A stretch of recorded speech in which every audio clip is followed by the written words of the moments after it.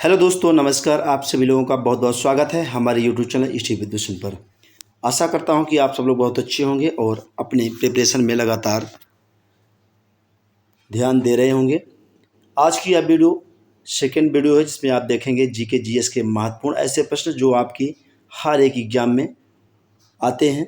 चलिए वीडियो की शुरुआत करते हैं। आप किसी भी एग्ज़ाम की शुरुआत कर रहे हैं, चाहे आप एसएससी, रेलवे, बैंकिंग, कोई भी एग्ज़ाम हो, ऐसे प्रश्न आपके एग्ज़ाम में ज़रूर देखने को मिलेंगे। जैसे कि यहाँ पे आप देख पा रहे हैं स्क्रीन पे कि पौधे और उससे संबंधित ये क्वेश्चन हर बार हर एक एग्ज़ाम में आपसे पूछा जाता है। तो सबसे बड़ा पुष्प रेप्लेशिया आपको याद रखना है। सबसे छोटा पुष्प पूछा जाए तो बुल्फिया। देखिए होता क्या है कि एग्ज़ाम में टफ लेवल के साथ भी कुछ मॉडरेट क्वेश्चन रखे जाते हैं। तो ऐसे ये क्वेश्चन है जो आपको हमेशा याद होने चाहिए। तो इस प्रश्नों को आपको याद करके जाना है। सबसे कठोर लकड़ी आपको ध्यान में रखना है हार्ड विकिया बाइनेटा। सबसे हल्की लकड़ी ओक्रोमा लागोदस बल्सन। सबसे बड़ी आवृतबीजीय वृक्ष यूकेलिप्टस। इसको पर्यावरण का विनाशकारी पौधा भी कहा जाता है। तो इम्पोर्टेंट है, कई तरीके से ये प्रश्न पूछा जाता है। सबसे छोटा आवृतबीजी पौधा लेमना आपको ध्यान में रखना है। सबसे लंबा वृक्ष की बात करते हैं तो सिकोया आपको ध्यान में रखना है। तो ये ऐसे प्रश्न हैं जो मॉडरेट टाइप के हैं, हर बार पूछे जाते हैं और आप गलतियां करके आते हैं। तो आपको इन प्रश्नों को 1 से 2 बार बस देख लेना है, हमेशा के लिए आपको याद हो जाएगा। सबसे बड़ा बीज की बात करते हैं तो लुडोसिया इसका सबसे बड़ा बीज होता है। सबसे छोटा बीज किसका होता है तो आर्किड का सबसे छोटा बीज होता है। सबसे बड़ा बीजांड की बात की जा रही है। बीज बीजांड में आपको अंतर समझ के जाना है, नहीं तो आपको ऑप्शन के थ्रू आप गलत करके आ जाएंगे एग्जाम में। साइकस सबसे बड़ा बीजांड है साइकस का। सबसे बड़ा पत्ती की बात करते हैं तो विक्टोरिया रिजिया, ये आपके सबसे बड़ा पत्ती है। सबसे छोटा पादप की बात करते हैं। सबसे छोटा पादप कोशिका माइकोप्लाज्मा। सबसे लंबा गुणसूत्र टाइटिलियम का है। सबसे छोटा गुणसूत्र शैवाल के होते हैं। सबसे ज़्यादा गुणसूत्र वाला पौधा आपको ध्यान में रखना है ऑफियोग्लोसम। सबसे बड़ा फल लोडोसिया का होता है। जीवित जीवाश्म साइकस है, आपको ये भी ध्यान में रखना है, बहुत बार पूछा गया है। जब भी आपसे जीवित जीवाश्म की बात करें तो साइकस आपको एग्जाम में मार के आना है। सबसे छोटा शैवाल क्लेमाइडोमोनास है। सबसे बड़ा शैवाल की बात करते हैं तो मैक्रोसिटीज।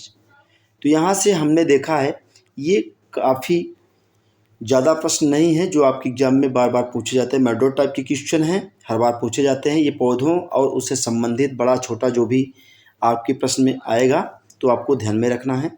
बहुत ही ज़्यादा ये पूछे जाने वाले प्रश्न हैं जो पौधे और उनसे संबंधित हैं। तो इनको आपको 1 से 2 बार देख लेने हैं। इसी चार्ट में आपको 3 से 4 प्रश्न एग्जाम में देखने को मिलेंगे। आ जाते हैं अब आपके दूसरे टॉपिक पे, जहाँ पे आप देखेंगे रोगों से संबंधित और प्रभावित होने वाले अंग। तो निमोनिया, ट्यूबरकुलोसिस, क्षय रोग ये फेफड़े को प्रभावित करते हैं। तो यहाँ से भी प्रश्न मॉडरेट तो होते हैं लेकिन गलतियाँ हो जाती हैं। तो हम आशा करेंगे कि आवाज़ से जो है आप गलतियां नहीं करेंगे। हर एक प्रश्न को बाखूबी तरीके से 1 से 2 बार देख लीजिएगा।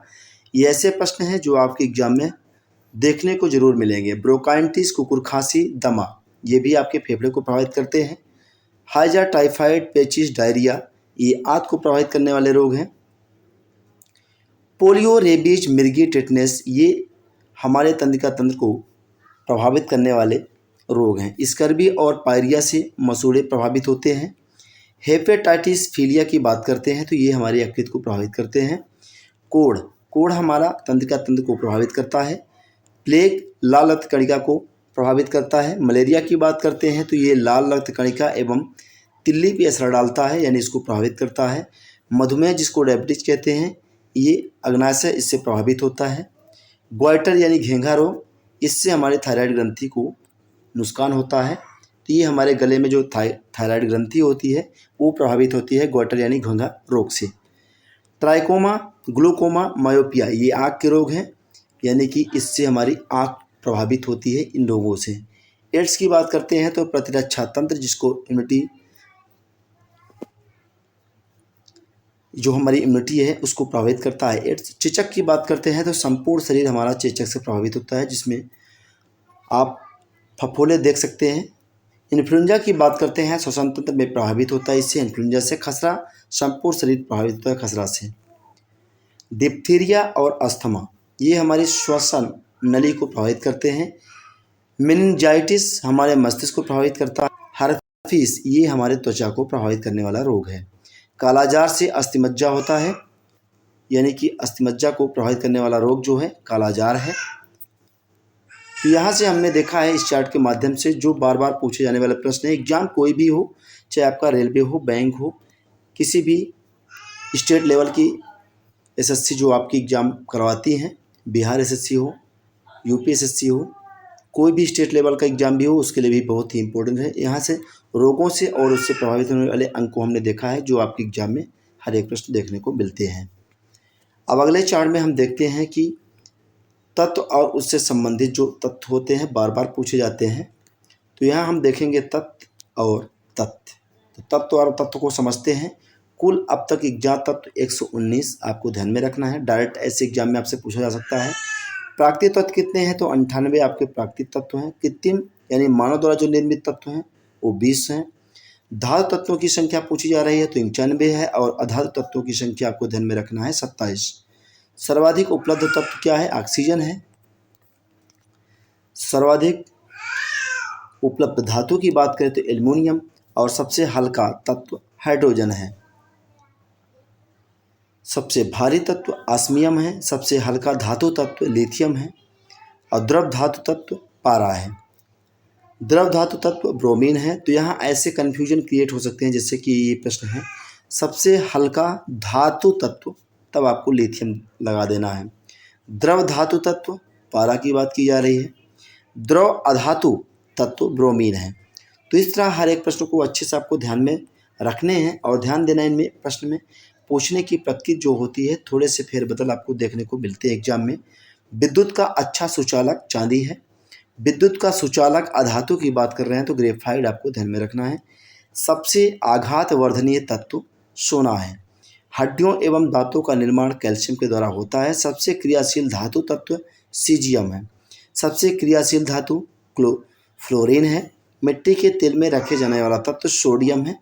बहुत बार ये पूछा गया प्रश्न है।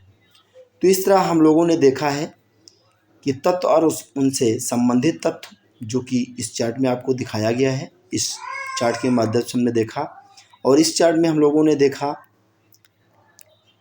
कि रोगों से प्रभावित होने वाले हमारे अंग। तो इस तरह तमाम ऐसे क्वेश्चन हम इस वीडियो में आपको लेकर आए थे, जो आपकी मॉडल टाइप के प्रश्न हैं हर एग्जाम में देखने को आपको मिलेंगे। अगर वीडियो आपको पसंद आए तो वीडियो को लाइक करिएगा। चैनल पे नए हैं, चैनल को सब्सक्राइब जरूर कर लीजिएगा। मिलेंगे नेक्स्ट नए वीडियो के साथ। Thank you for watching.